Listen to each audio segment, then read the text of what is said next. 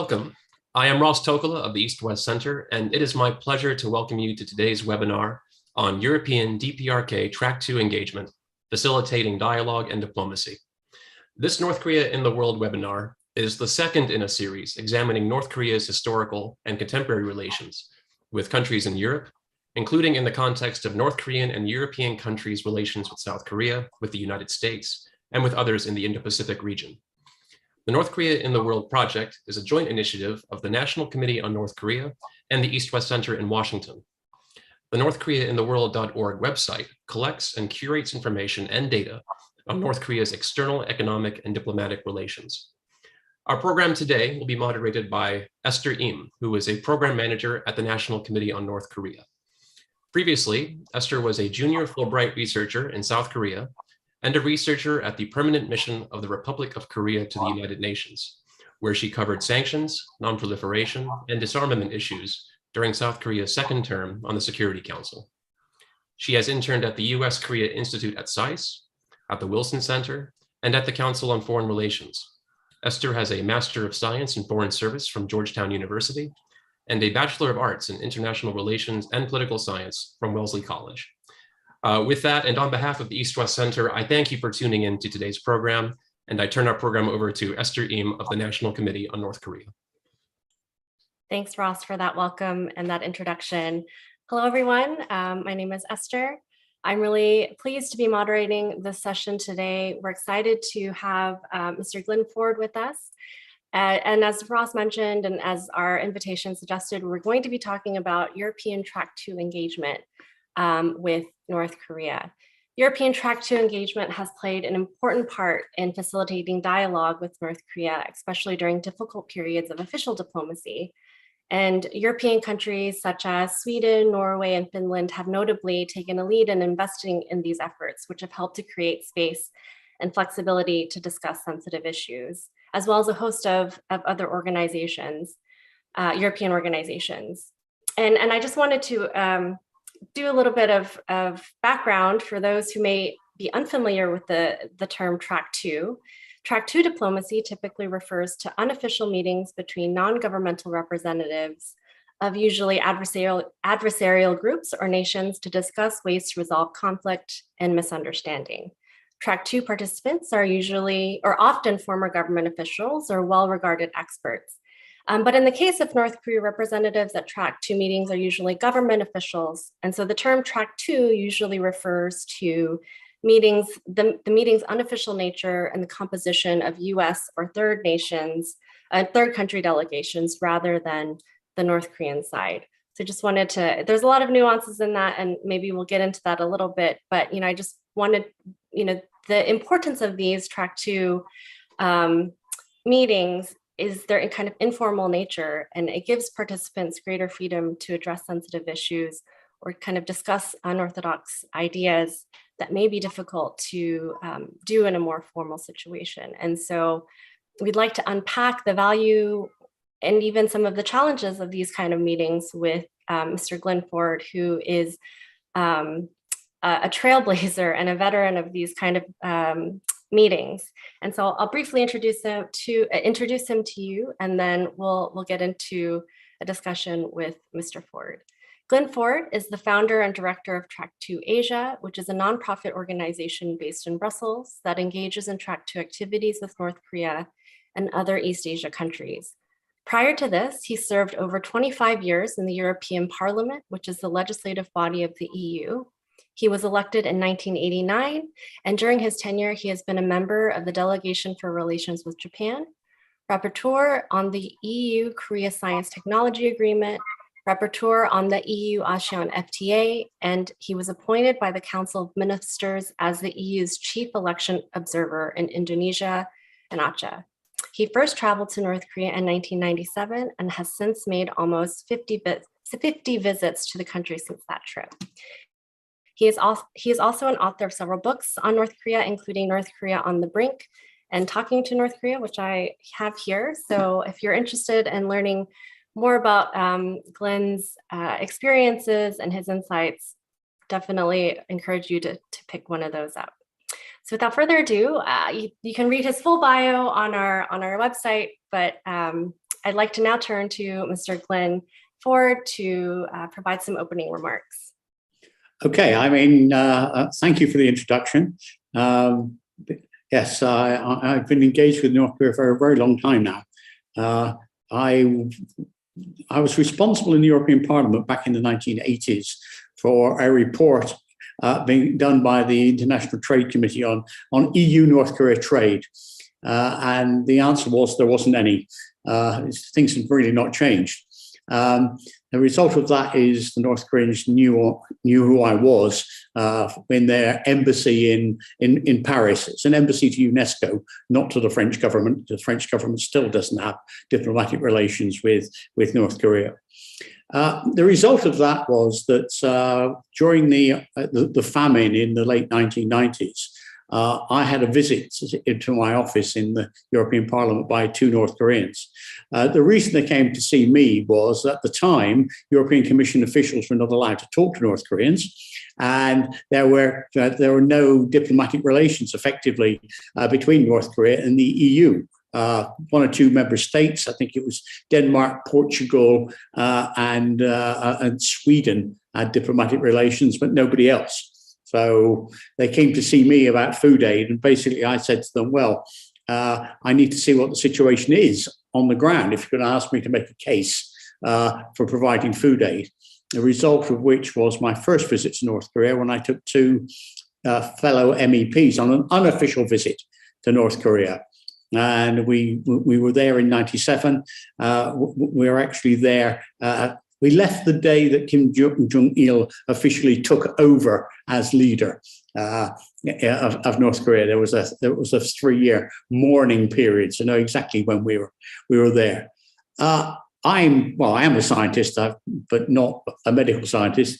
What we could see in North Korea was that there were people in need. We visited children's centres, orphanages, out some of the villages and the rest where there'd been flood damage and everything else.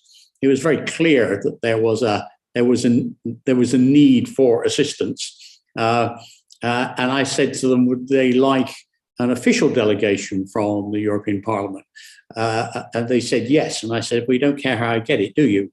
And they said no. So when we came back, we tabled a very critical resolution demanding access to North Korea for an official delegation from the Parliament to investigate the stories about severe malnutrition and a famine. And much to everybody's surprise, apart from mine, the response from the Koreans to this hard-hitting resolution was to say, send a delegation. So I then went back for the second time. We had 3 ad hoc delegations. Jacques Santer, the former Commission President, was on 2 of them. We had a Belgian Prime Minister on another, and we had those delegations. And in 2004, we actually converted the ad hoc delegations into a standing delegation with the Korean Peninsula. So the European Parliament has a standing delegation for relations with South and North Korea. That delegation still exists today. It's there. I traveled to North Korea on many occasions. I went with the Friedrich Neumann Foundation on 2 occasions. I went with the Socialist Group and whatever. And I was traveling probably at least yearly to North Korea on some pretext or another. In 2010, I should say that partly because we're politicians, as opposed to sort of government officials, we tended to deal with the party, the Workers' Party of Korea, and the Supreme People's Assembly, the North Korean Parliament, rather than the Ministry of Foreign Affairs. That's unusual but that's the case. In 2010, I was approached by the party to ask if I could establish a political dialogue between the European Union and North Korea. The reality was that wasn't going to happen at an official level. But what I proposed was that we use some senior former European politicians in Europe to have such a dialogue with the head of the international department of the party. Those included Jonathan Powell, who's still engaged in the process. Tony Blair's former chef de cabinet, myself, and we had former ministers from Sweden, from Switzerland, from Germany, and from France on various occasions participating in this. And we've had an ongoing Track 1.5 dialogue with the International Department of the Party from 2010 till 2018. First, it was Kim Jong-il, apparently an uncle of Kim Jong-il. Then it was Kang Suk-ju, who'd been the chief negotiator in the six-party talks. Then briefly Chae Tae-bok when Kang Suk-ju was ill, and more recently Ri So-young. They're all Politburo members, and in fact, Ri So-young was on the executive of the Politburo, one of the 8 most important people in North Korea, and effectively, their international spokesman. It's difficult to explain sometimes to people, but in places like China, Vietnam, North Korea, the party is more important than the ministry. For example, Ri So-young was foreign minister and was then promoted to international secretary of the party. It's nothing to do with our merits, I would emphasize, but we're lucky in that regard because most other Track II groups, if you're American, it's the American Studies Institute that you talk to, which is a subset of the Ministry of Foreign Affairs. If you are American or non-American, it's the Institute for Disarmament and Peace, which is also a subset of the Ministry of Foreign Affairs that are the, if you want, the political Track II meetings. So that's where they go. We're, as far as I know, we're unique in actually having this dialogue with the party. We generally were going twice yearly. The intention originally was to alternate, but frankly, the visa regulations and the rest mean that though we've had probably close to 20 meetings, probably more like 17 or 18, I haven't counted them, they've only come here once when Kang Suk-ju came to Berlin, Brussels, and Bern in 2014. Interestingly, the Japanese foreign minister at the time, Kishida, shared our hotel in Berlin. And the North Koreans looked very tired the following morning. I suspect something else may have been going on at the same time, as there was a statement about shortly afterwards about the abductee issue and the rest. In terms of, and I'll try and bring this to a close reasonably quickly, in terms of other Track II dialogues, I mean, Ken Hartstead in Sweden, who is a special representative on North Korea now, but also Singapore ambassador, has been doing some fairly solid work. And is well known for that. And I've traveled with him to North Korea in the past. I'm certainly aware that the Pugwash Institute in The Hague has been doing work with the Institute for Disarmament and Peace. And strangely, there's a Cambodian group who's been bringing Europeans and North Koreans together in Siem Reap. But one has to distinguish between kind of ongoing relationships and one-off visits. There's a lot of people who've been to North Korea on an occasion, but there's probably from Europe only 4 or 5 groups that have a regular meeting, because like anywhere in Asia, actually having some continuity is a good thing. I've now been going for close to 25 years. So I've seen people, or I've seen some of the people I deal with having children, getting them into the Kim Il-sung University and worrying about where they're going to go from here. So, I mean, that certainly helps in terms of the dialogue. I'll probably leave it at that for the moment and deal with some of your questions and the rest. Thanks so much, Glyn, for that overview. And for our audience tuning in, we'll have about a moderated discussion for the next 20 minutes or so, and then we'll open it up to the audience for questions. So definitely put your questions into the Q&A box if you have them, and we'll pose them to Glyn. So Glyn, thanks so much for that again. And I kind of want to pick up where you left off about continuity. Europe strikes me as a country who, as a continent that kind of benefits from, having diplomatic relations, many countries, almost all countries having diplomatic relations with North Korea, some even having embassies in the country. which I think adds to the ability to have this kind of continuity and dialogue. So I want to ask you kind of to unpack that a little bit. Why has that continuity of these Track II dialogues been so beneficial? Is it the kind of relationship building? Is it the ability to have long discussions over time and kind of compare the evolution of ideas? If you could speak to a little bit about some of the opportunities and challenges of Track II dialogue specifically, appreciate your input. I mean, the advantage we have is that we're neither Americans or South Koreans. I have to say, I mean, people have been saying recently that North Korea is not talking to anybody. That's not true. North Korea is not talking to Americans and South Koreans. They've been offering to talk to Europeans on at least 3 occasions over the last couple of years. More recently, back in November, there was a request to reopen the political dialogue that the European Union has with North Korea. The problem's been that in the current circumstances, the European Union has been rather nervous. And so those approaches have not been taken up.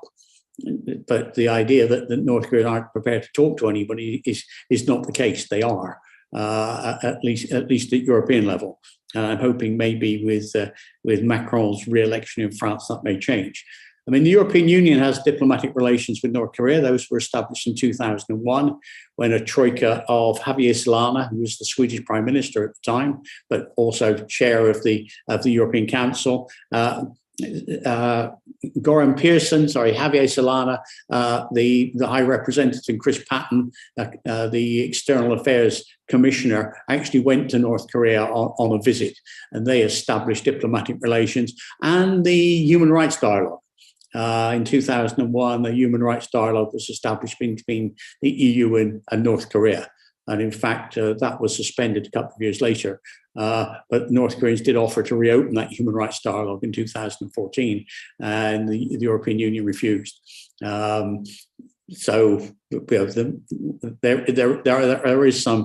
is some kind of engagement there. 26 of the 27 member states of the EU have diplomatic relations. The situation with Estonia is a bit vague, because there's a dispute where they are with those, but they had relations at one point. The other 25 certainly do. The only one who doesn't is France.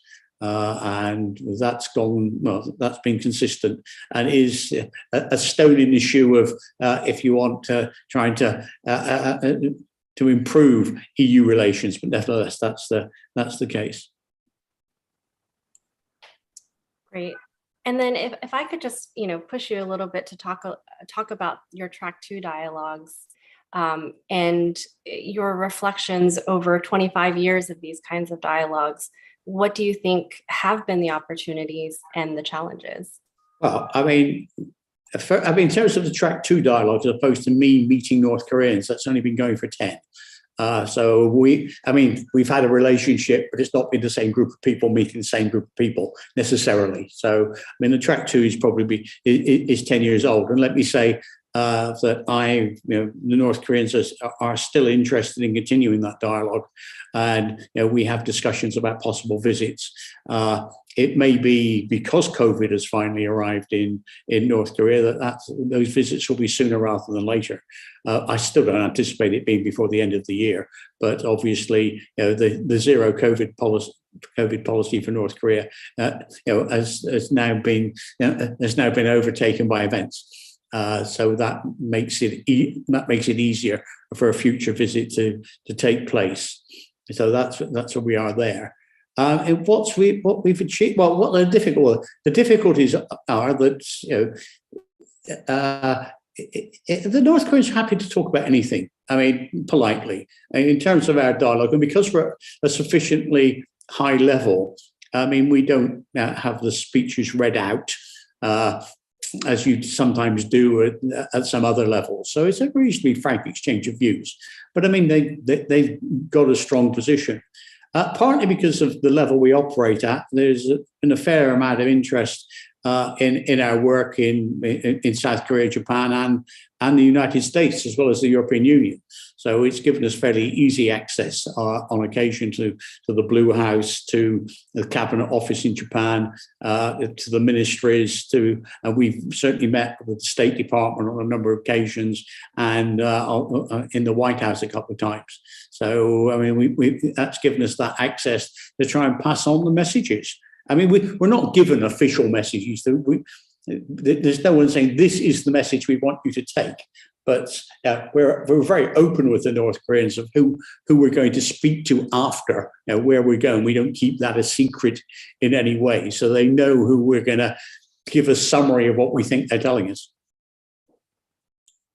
Would you be willing to share perhaps an anecdote from some of your Track 2 experiences of how you've been able to take some of these conversations and analyze them for, as you say, this? Well, my favorite is it was almost a Kurt Vonnegut moment of the Sirens of Titan, for those who know it, but I won't go into that. I mean, we traveled to North Korea in November 2017, about November the 20th, which was about 10 days before the ICBM launch. And Ri So-young said to us at the time that Trump's going to be furious with what we do next. We wondered what it was, and it was an ICBM launch. And we traveled again in January 2018, I think it was 31st, and we met with Ri So-young. And obviously that was when there was lots of talk about fire and fury and bloody noses and the rest. And Ri So-young said to us that, look, if the Americans think we're going to sit and wait for them to attack us, they've got to be joking. There will be a point at which we will preemptively strike, because we know what happened in Iraq. I mean, and so I said, well, what's an example of that? We said evacuation of non-combatants. Fine. We were in the White House a few days later, and that was mentioned in passing to McMaster. Nothing was said at the time. Fine. I then got a copy of Bob Woodward's book, Fear, and there in Fear is somebody who'd met with Ri So-young, told McMaster the evacuation of non-combatants would start a war, and he ran upstairs to stop Trump tweeting that he was going to evacuate non-combatants. So that's probably as good as it gets. That's incredible. Well, I'm glad that you were able to pass along that message, and perhaps we're having a conversation. Somebody picked it up. That's the interesting thing. It was not, this is a message. It was almost a throwaway comment in the White House. Yeah.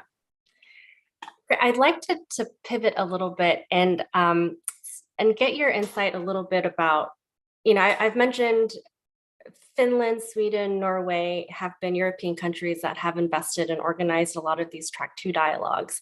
And I'd love to get your opinion a little bit about kind of what drives these countries to promote these kind of dialogues, and what role can these countries play in ensuring that these Track 2 dialogues continue in the face of the lack of the Track 2 the Swedes, for example, have always taken the stance that they will have a dialogue. Well, they want to have relations with everybody, not necessarily because they like them, but they think it's important to be able to have a dialogue.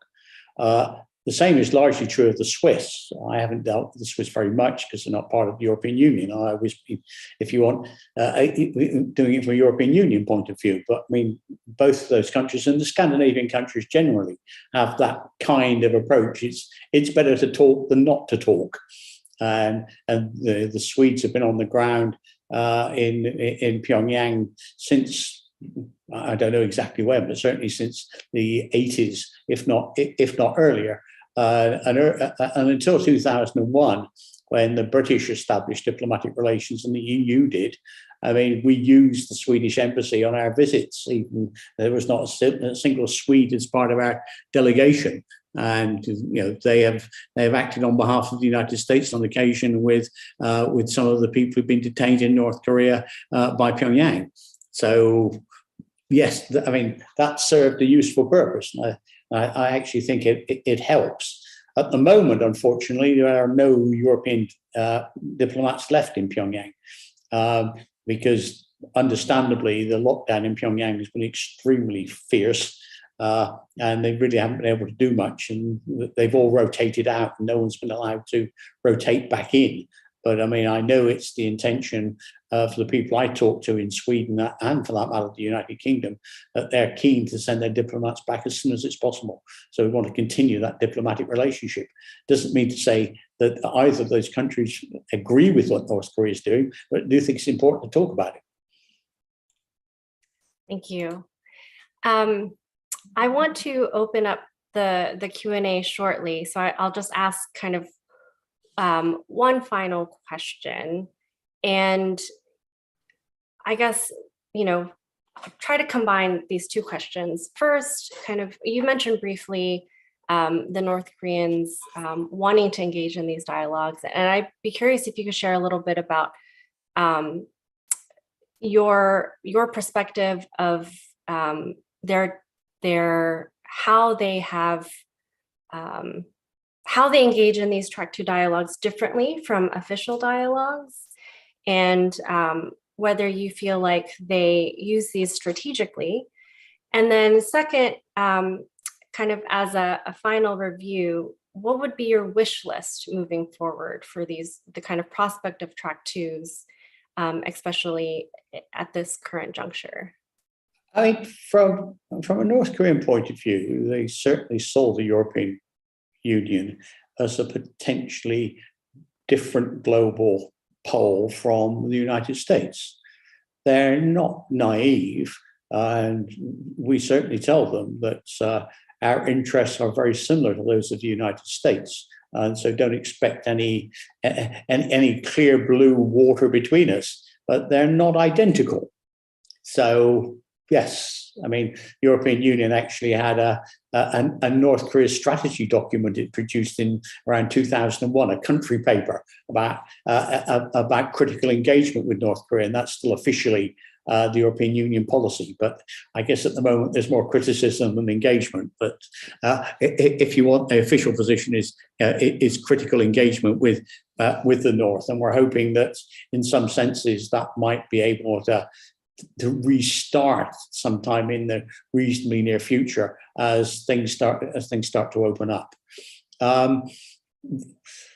Where do I want to go? Well, I think in terms of track, I mean, we are not negotiators, and I don't think the European Union is. So even if the European Union has an official meeting, we're not negotiating denuclearization with North Korea. We're telling them that they need to negotiate about a whole range of issues with the United States and South Korea. So we might conceivably be part of a 7-party talks at some stage in the future. But I mean, so we're slightly outside of this process. I think it makes for a different relationship. We're not there hammering our fists on the table saying, until you do X, we're not going to do Y. So in that sense, I mean, I think they're trying to learn from us, trying to appreciate from us. And we're not naive. I mean, they obviously have political objectives, but so do we. One of the reasons I've invested in this was that I thought that the consequences of not having a dialogue with Iraq led to millions of ordinary Iraqis suffering in a very bad way. And whatever I think of, whatever people think of the regime in Pyongyang, if something goes wrong, it's 26 million North Koreans and probably 40 million South Koreans are going to be suffering. So if this goes wrong, so I'm in there as a way, trying to find a way out of the alternative, which is we can see from recent experience is pretty grim. If you look at what's happening in Iraq, you look at what's happening in Libya, look at what's happening in Syria, none of those are great adverts for the ordinary people of those countries benefiting from the consequences of effectively wars, civil wars and external wars. Absolutely, and we at NCK certainly share that sentiment that we continue to pursue or encourage, greater engagement between the U.S. and North Korea because it matters to the millions of the North Koreans on the And planet. it matters to the rest of us, as we've seen with the Russian invasion of Ukraine. I mean, these have knock-on effects. If something goes wrong on the Korean Peninsula, where we won't be suffering as much as the peoples of the two Koreas, but there will be consequences. Yeah. Well, thanks for that, Glyn. I want to open it up to the floor, so I'm going to pose a few questions to you from the audience. So if others have questions, please throw them into the Q&A box. The first one we have is from Benjamin Katz of Silberstein, and he asks if he's interested to hear if you've had any conversations with North Koreans about why they may trust certain countries more than others, for example, Sweden. What do they say about that kind of preference? Thank you. Well, I mean, the answer is track record. I mean, the Swedes have stuck their necks out. They continue to do that. I don't know all the details. You probably need to get Ken Hartstead on here. But I certainly know from my experience that they actually like the fact that we don't cancel our visits. Whatever they've just done, if we've got a scheduled visit, we carry on. And certainly on one occasion, they cancelled a visit. And I told them I thought it was a mistake and they should uncancel it. And they did.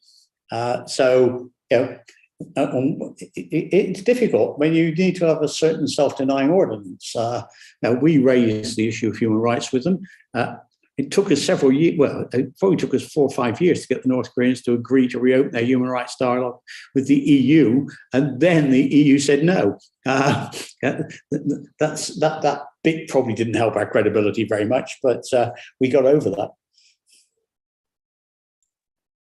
Thanks, Glyn. And if I could follow up just briefly to that, I'm curious if the various Track 2 channels in Europe talk to each other. I mean, we clearly do. I mean, it's, in Europe, probably unlike the United States, it's a comparatively small group. At a European level, I probably know of them if I haven't met almost everyone who's engaged in this process at various times. We don't have a central clearinghouse. But we certainly end up at the same conferences. I mean, as I said, maybe I didn't. I was at the weekend of the conference for the Open Nuclear Network in Vienna, who are looking at ways of ensuring there is no accidental nuclear war. And one of the areas they're looking at, what they're focusing on, is North Korea. And they had a group of people there.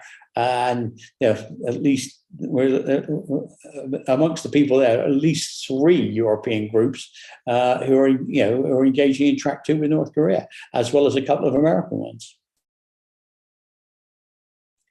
Thanks, Glyn. We have an anonymous question.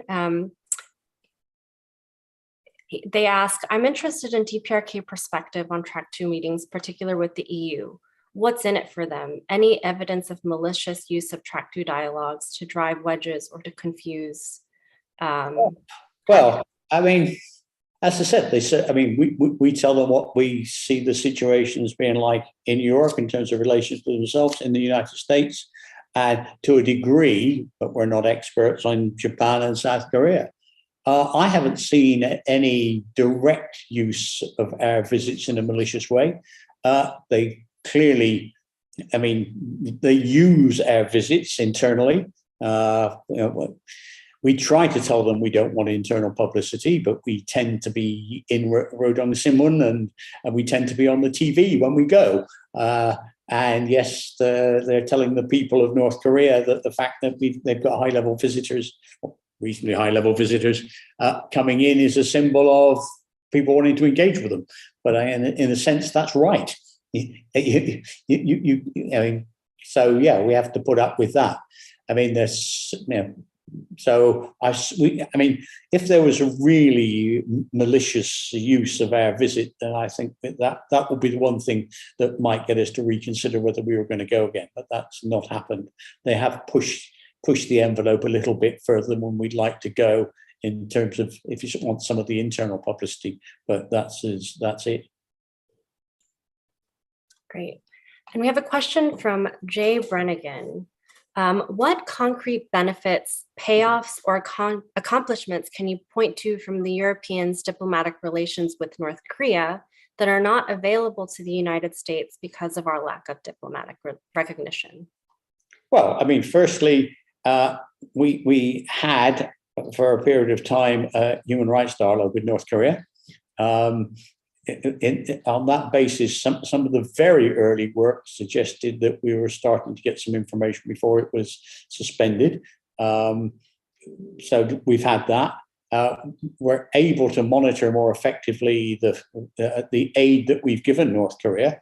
The European Union has obviously been reasonably prominent in providing humanitarian aid from the late 90s through till about 2004 or 5.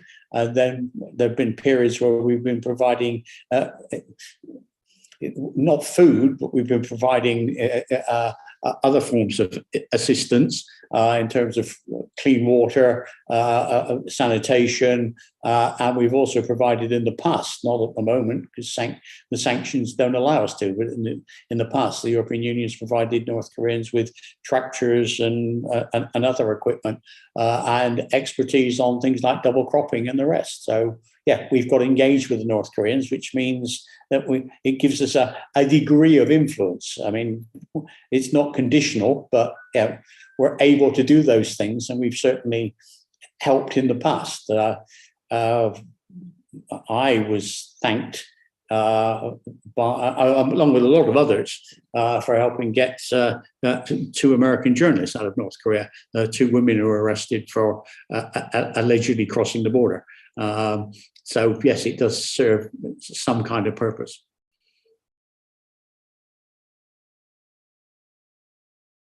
I'm going to try and marry these 2 questions together, but we have 2 questions that are about kind of the content of Track 2 dialogues. And one kind of asks from Frederick Barthasot, he asks, isn't the biggest hurdle to normal diplomatic relations between the US and North Korea a historic trauma stemming from the Korean War? And if this is true, how can Track 2 dialogues help overcome this trauma? And then Paul Tia kind of asks a similar question about the limits of just having political discussions as Track 2 themes. So kind of how would it be useful to expand who is participating in these to discuss a variety of topics? And maybe those aren't 2 very related questions, but they were a little bit related in my mind. So I'll pose them to you in that way. Okay. I mean, firstly, in terms of our Track 2, there is nothing off the limits. We're not told we can't discuss certain things. As I said, we were raising the issue of restarting the human rights dialogue for several years. That's rather off the agenda now because, as I said, the North Koreans agreed to reopen the dialogue and the European Union said no in that sense. But yes, we talk about human rights, we talk about the economy. I mean, the one thing to talk about is to not just talk about nuclear, if you want, their nuclear program. They may be prepared, and I thought they got very close at Hanoi to be willing to give up over a period of time. This is going to be a process and not a one-off event lasting at least a decade because you need to build some trust. But they are prepared, in my view, to certainly give up the production of new nuclear materials, probably end testing of nuclear weapons and ICBMs, and probably over a period of time give that up. But it was going to be in exchange for other help. They're interested in the economy. I mean, one of the reasons they've actually for their nuclear program is that they can't compete with South Korea, the United States, and Japan in terms of conventional weapons. They're interested also. The 2 enormous shortages they have in North Korea are energy and labor power. They want, which is why they were so interested in the Singapore Declaration, saying denuclearization of the peninsula. For them, that was code that they will be able to maintain a civil nuclear program, because, of course, South Korea wasn't going to give up its civil nuclear program. So denuclearization of the peninsula didn't mean abandoning civil nuclear power. Now, they need civil nuclear power if they're going to continue an autarkic economy. The limits of hydropower there.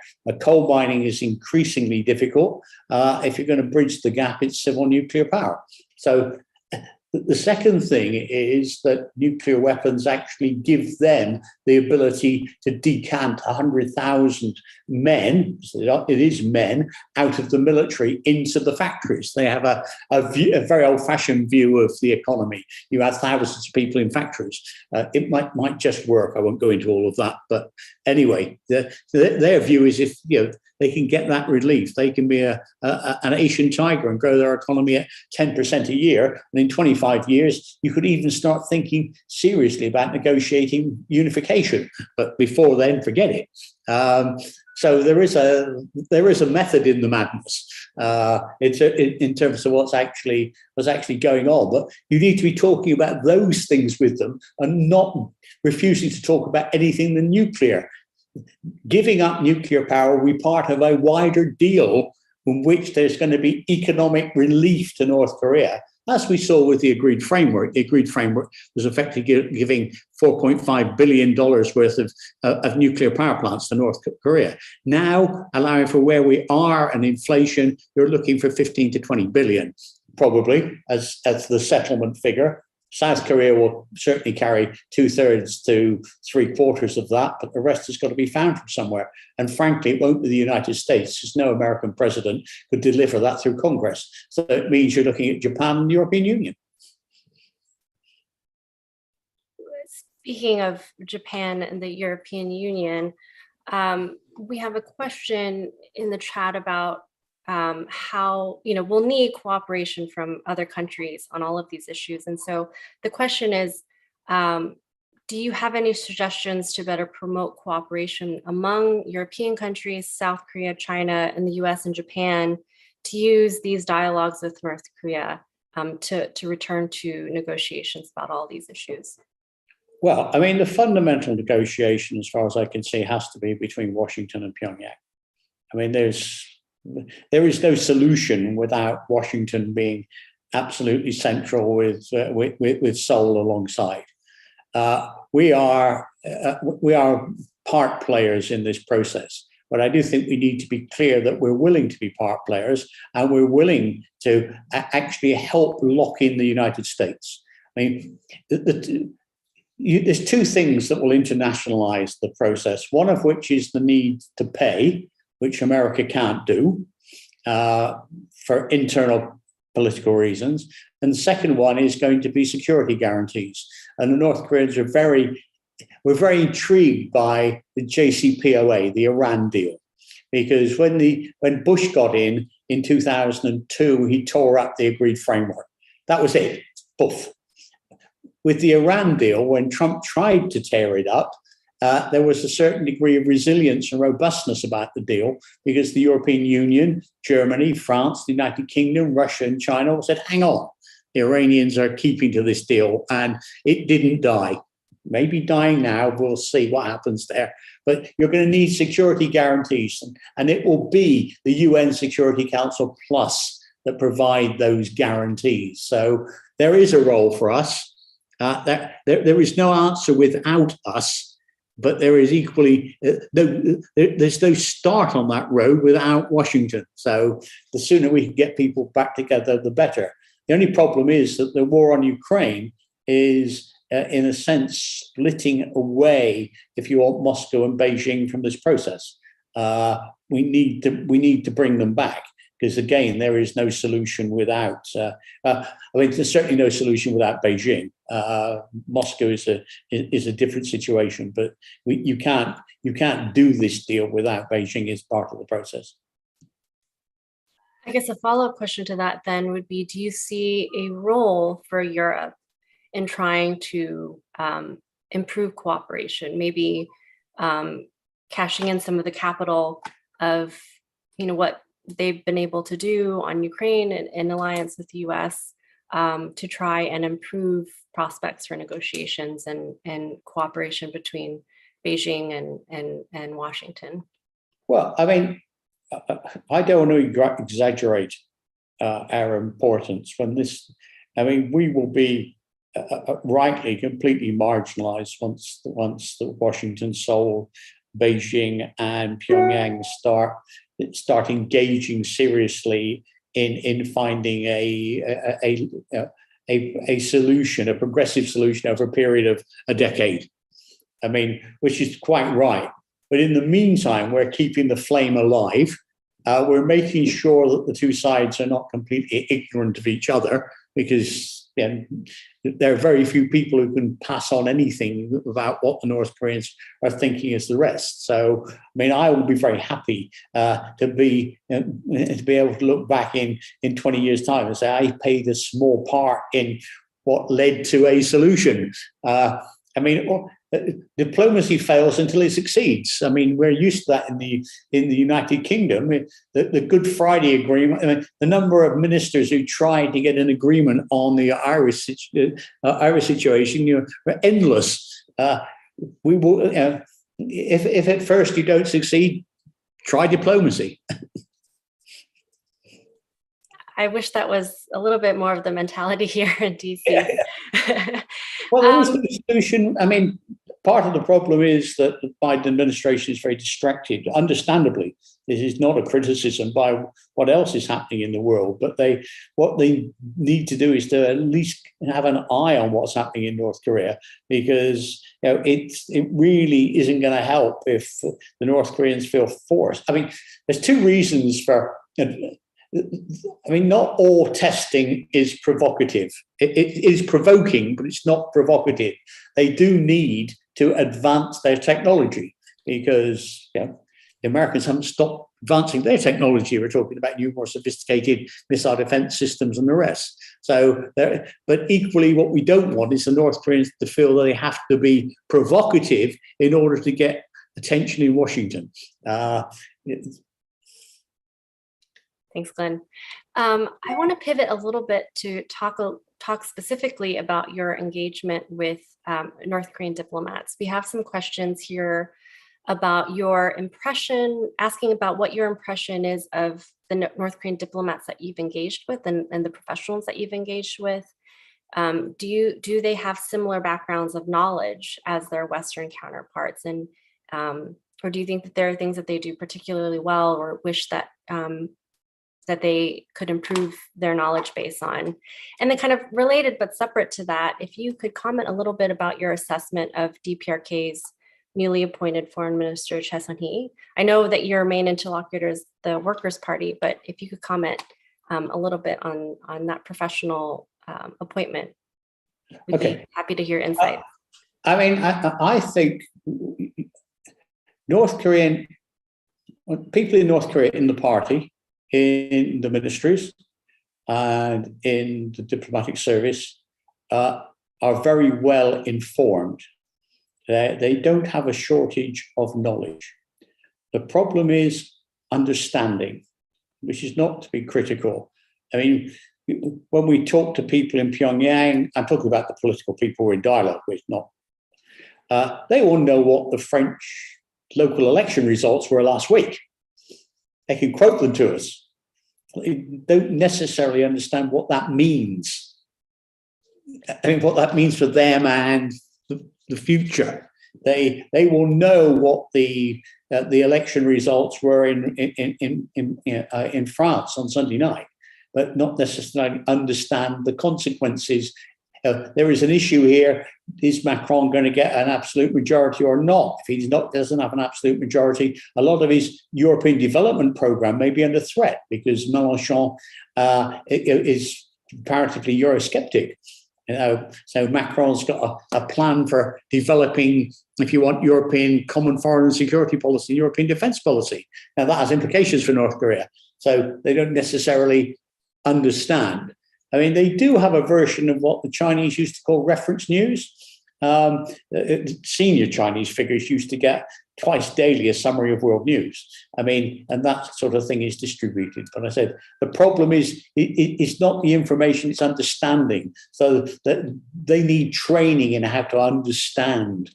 I mean, I had a discussion with the North Korean ambassador in London recently about what was going to happen to Boris Johnson. they try to explain the various possibilities about challenges and what that meant, and the rest is not easy for someone living in a country where that's completely inconceivable.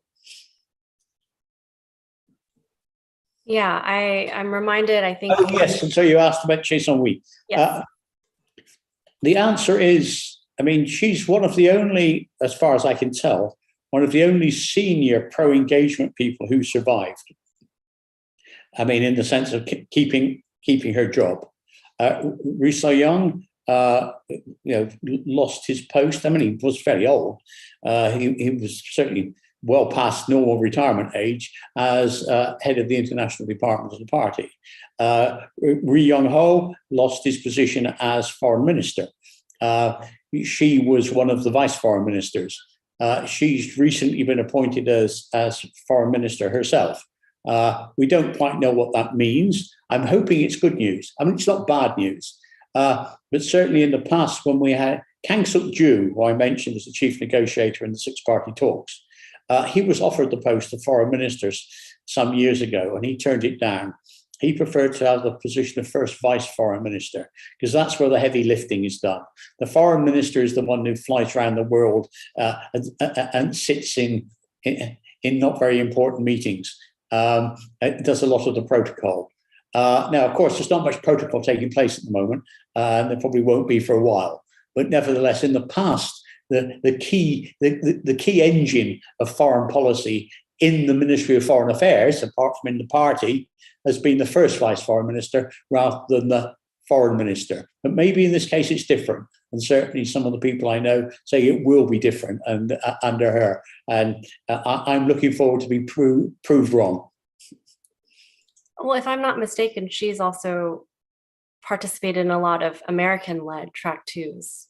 Oh, she has. Oh, absolutely. Yeah. I mean, but in a sense, that's now, she won't be in the future. I mean, you don't have foreign ministers. They might meet the Track II people, but they're not the ones that are sitting down for, I mean, our typical program is we have a couple of days of meetings. You're not going to get that, I don't think. I mean, that's not a Track II, that's something else. If you've got the foreign minister spending 2 days with somebody, that's close to negotiations. Yeah, I guess I was, suggesting perhaps that her Track II experience will help form her more official capacity as. I think it will, and I think, I mean, one of the reasons we think that, certainly Ri So-young was so engaged with us was he'd been before he was the head of the international department, and vice minister of the Politburo executive. I mean, he'd been foreign minister, and before that, he'd been the ambassador in Switzerland, and he'd been responsible for housing Kim Jong-un when he was at school in Switzerland. So he had a very good connection there. Thanks for sharing that. I didn't know that. And then we have a flurry of questions. I want to try and get to all of them, and so they might be jumping around a little bit. But Miss Theodora Gubchanova asks if you have been able to compare your personal experience, or I guess her question is, do you know if there's a difference in attitude of North Korean officials to EU Track II compared to US-led ones, maybe from your personal experiences with different Track II hosts? Between EU Track IIs and? US-led Track IIs. Well, as I said, I think the key thing is that we're not seen as quasi-negotiators. I mean, in terms of, yes, we pass our messages back to people in Europe, but none of those, apart from in an extended sort of six-party talks format, are going to be sat around the table negotiating with the North Koreans. Whereas potentially, I mean, I think with US Track II, there's always a view that this is feeding into the negotiating process potentially. Thanks for that insight.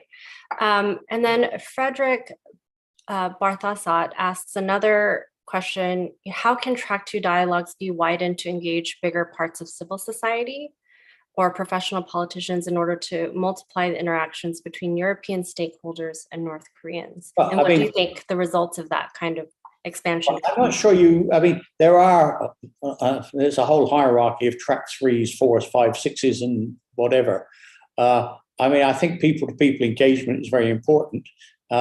We should be trying to, if you want, encourage that, but the drag is as much on the European side as it is elsewhere. I mean, we do have an Erasmus Mundus program where the European Union brings people from abroad to study. I mean, in theory, we could be bringing North Koreans to study in the EU, but frankly, it's not happening. It's very difficult. There's a lot of resistance, and there's also, frankly, the problem that North Koreans don't come in once. They come in pairs. And so applications for university in pairs doesn't really work. But that's the reality. If you want North Koreans, you need 2 of them at a time. So yes, let's do the people-to-people exchanges. But we've had some of that. I mean, but yes, we need to be bringing them here. But at the moment, it's only impossible in Europe. It's much more difficult in the United States.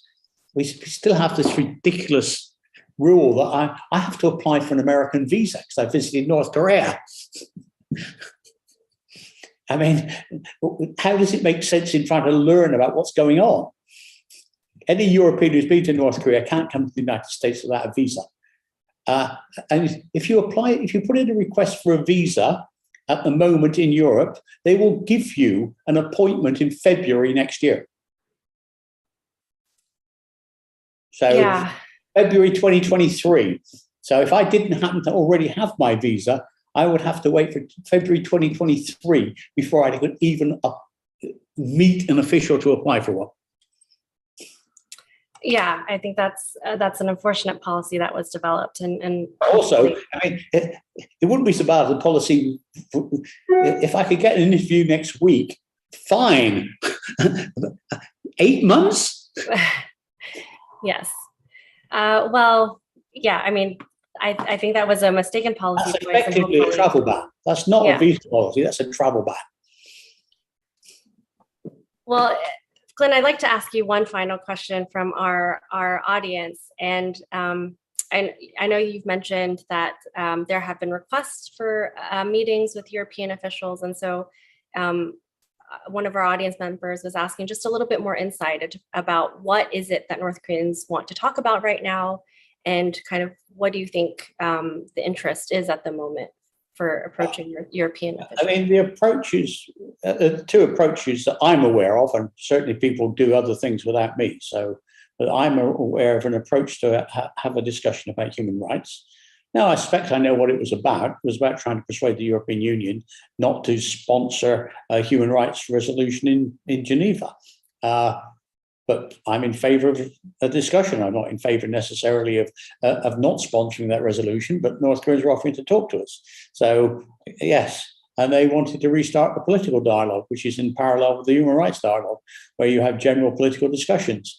They wanted to start it at Director General level, which is, well, which we haven't had since 2016. They clearly have some messages they want to pass on to us, probably for the Americans. I mean, the Europeans are very nervous that they don't want to get out of step with Washington. And Washington prefers to play it safe and for us to not get out of step with them by not having the dialogue. I think that's a mistake on both sides. I think that's a mistake by Washington, constantly complaining they've got no idea what North Koreans want, but effectively not encouraging people they're willing to talk to them. And I think it's a mistake by the Europeans that if you are going to be in any way a global power, you can decide whether you want your own dialogue and not depend on what Washington thinks. And if Washington doesn't quite like it, fine, but they might find they benefited from it. Thanks, Glyn. We're almost at time, so I just want to thank you so much for joining us. But I did want to give you just a minute to, if you had any final thoughts you'd like to share to the group, would love to get any closing thoughts you have, and then we'll close out the program. Well, I mean, I guess the answer is, I guess I'm talking predominantly to an American community of those people engaged and interested in North Korea.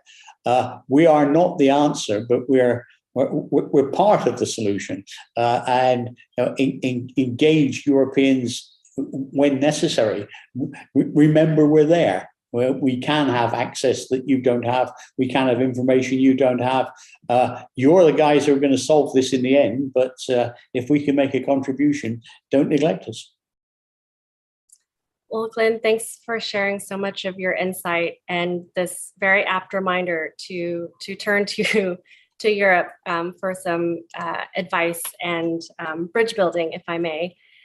Thanks so much to our audience for joining us, and to Ross Tokola and the East-West Center for partnering with us on this program where we're examining European relations with North Korea. And my effusive thanks to Glyn for joining us today again. I think I've thanked you repeatedly today, but just a final thanks for joining us. And I hope that you have a wonderful evening